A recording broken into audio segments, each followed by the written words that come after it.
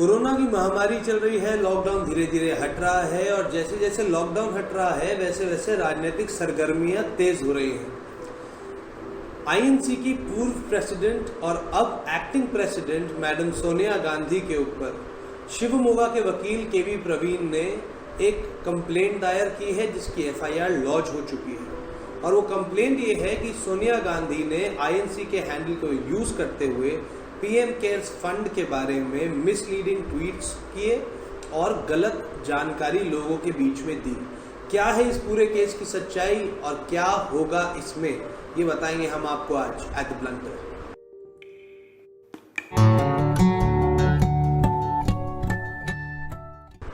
केवी प्रवीण साहब की एफआईआर में लिखा हुआ है कि 11 मई को 6 बजे के बाद, शाम को 6 बजे के बाद आईएनसी इंडिया के ऑफिशियल ट्विटर हैंडल से पीएम केयर्स फंड के बारे में गलत जानकारी लोगों के साथ साझा की गई, यानी कि मिसलीडिंग इंफॉर्मेशन को पास आउट किया गया ऑफिशियल इंडियन नेशनल कांग्रेस के ट्विटर हैंडल से। उनका कहना यह है कि चूंकि सोनिया गांधी इस ट्विटर हैंडल को और इस पॉलिटिकल आउटफिट को लीड करती हैं, इसीलिए सोनिया गांधी की इंडिविजुअल रिस्पॉन्सिबिलिटी है ऐसी जानकारी फैलाने में और जनता को दिग्भ्रमित करने में। इसके तहत उन्होंने सोनिया गांधी के खिलाफ एफआईआर करवाई है।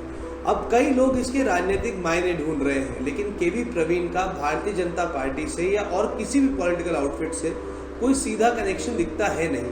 हो सकता है अगले आदमी की राजनीतिक महत्वाकांक्षा भी रही हो, लेकिन सोनिया गांधी के खिलाफ एक एफआईआर करने से किसी के भी राजनीति के करियर को बड़ा बल नहीं मिलेगा।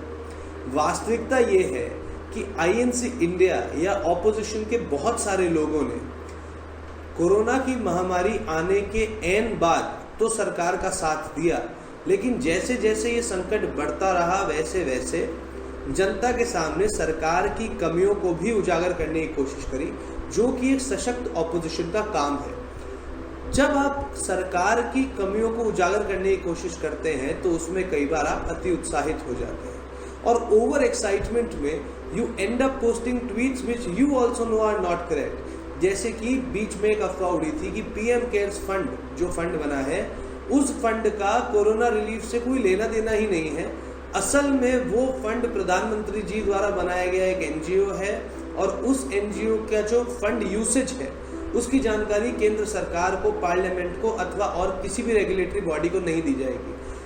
इसको तब झुठला दिया गया जब पीएमओ ने, प्रधानमंत्री कार्यालय ने आकर पीएम केयर्स फंड के टोटल फंड्स कलेक्टेड और टोटल फंड्स यूज्ड का पूरा ब्यौरा मीडिया के सामने रख दिया। ऐसे ही ट्वीट्स 11 मई को शाम 6 बजे के बाद आईएनसी इंडिया के अकाउंट से हुए थे। दरअसल इस मुद्दे पर वैसे ही क्लैरिफिकेशन हो गया है। सोनिया जी को इसके ऊपर बहुत ज्यादा कोई लीगल दिक्कतें आएगी ऐसा लगता तो नहीं है, खास तौर पर जब ये देखें कि कांग्रेस के पास कपिल सिब्बल, अभिषेक मनु सिंघवी जैसे काबिल लोग हैं। हाँ, ये बात भी सच है कि आजकल एक और रूमर होता है कि अभिषेक मनु सिंघवी कांग्रेस को छोड़कर बीजेपी में आ रहे हैं। यदि ऐसा होता है तो बड़ा मजा आएगा, क्योंकि केवी प्रवीण जो खुद एक वकील है, उनकी कंप्लेंट है, लेकिन केस वो नहीं लड़ेंगे अगर सोनिया गांधी के ऊपर वाकई में एक केस चलता है। क्योंकि केस लड़ेंगे बीजेपी के मशहूर वकील, जिनके खिलाफ होंगे कांग्रेस पार्टी के मशहूर वकील, और ये एक छोटी सी एफआईआर एक बहुत बड़ा पॉलिटिकल कोर्टरूम ड्रामा बन जाएगा। एक ड्रामा और चल रहा है, उस ड्रामा को कहा जाता है स्टेट सेंटर रिलेशंस। कोरोना की महामारी से लड़ने के लिए आपको केवल 2 चीजें चाहिए थी, एक संसाधन और दूसरा स्टेट और सेंटर के बीच में सामंजस्य, यानी स्टेट और सेंटर का साथ में काम करना। दूसरा जो पहलू है उसमें बड़ा ड्रामा चला साहब। वो ड्रामा ये है कि बंगाल की सरकार केंद्र के साथ काम नहीं करना चाहती। राजस्थान में कांग्रेस की सरकार है जो कि केंद्र के खिलाफ वादे करती है।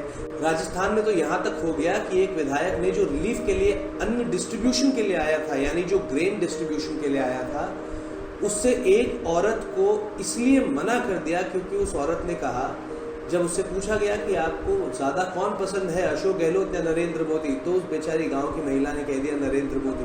तो कांग्रेस के विधायक जी ने उस औरत को वो अन्न देने से मना कर दिया और उसे धुतकार कर भगा दिया गया। ये स्टेट सेंटर रिलेशनशिप जब तक एक फेडरल स्ट्रक्चर में ऐसी दिक्कत आने के बाद सारी क्रीजों पर सीम नहीं होगी, तब तक ऐसे संसाधनों का, ऐसे अन्न का, ऐसी सुविधाओं का अंतिम व्यक्ति तक पहुंचना दूभर और मुश्किल होता रहेगा। लेकिन एक चीज़ बड़ी अच्छी हुई है कि इस पूरी जुगत में इस देश की ब्यूरोक्रेसी बहुत इनोवेटिव आइडियाज़ के साथ आई। जैसे कि मध्य भारत के कई पुलिस स्टेशंस को एक नेसेसरी सप्लाईज बैंक की तरह कन्वर्ट कर दिया गया है। यानी कि आप वहाँ जाएं, आपके पास अगर सरप्लस में गेहूं है, चावल है, उड़द है, दाल है, चीनी है, कोई भी ऐसी चीज़ है जो आपके हिसाब से एक नेसेसरी गुड है, वो आप जाकर उस थाने में दे सकते हैं। इसका खास उदाहरण मिलता है मऊ में।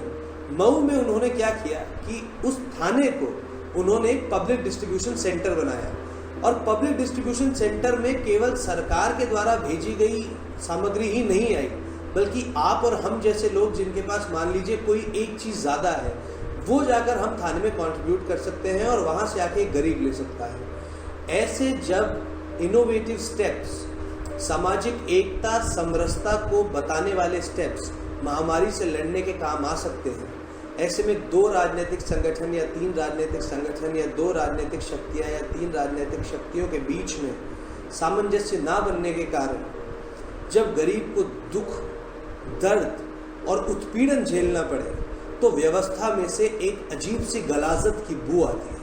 इस व्यवस्था को बदलने की ज़रूरत है क्योंकि इस व्यवस्था के ढांचे चरमरा चुके हैं।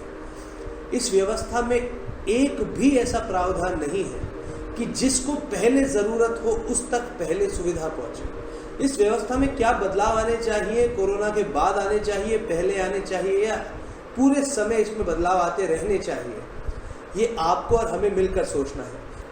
आपकी इस पे क्या राय है, ये हमें कमेंट बॉक्स में लिख के ज़रूर बताएं। इस वीडियो को लाइक करें, शेयर करें, चैनल को सब्सक्राइब करें, नोटिफिकेशंस पर ऑल को सिलेक्ट करें, और हाँ, देखते रहिए theblunt.com, as blunt as it gets।